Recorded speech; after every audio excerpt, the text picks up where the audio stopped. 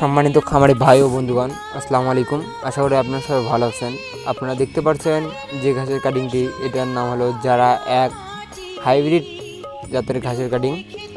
যে ঘাসের কাটিংগুলো আমাদের জহিরুল স্যার নিয়েছে, সেই ঘাসের কাটিংটি আপনাদেরকে ভিডিও করে দেখানো হচ্ছে।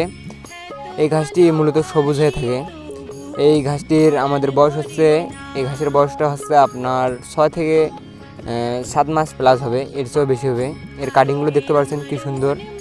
আর আমাদের আদার সাইডে দেখতে পাচ্ছেন যে ঘাসটি আমাদের আমদানিকৃত করা হয়েছে ইন্দোনেশিয়ান থেকে। এই ঘাসটির নাম হলো স্মার্ট নেপিয়ার। স্মার্ট নেপিয়ার ঘাসের কাটিংয়ের ঝোপটি দেখতে পাচ্ছেন। একটি ঝোপে মূলত 20 থেকে 25টি চারা গজাইছে, আপনারা দেখতে পাচ্ছেন।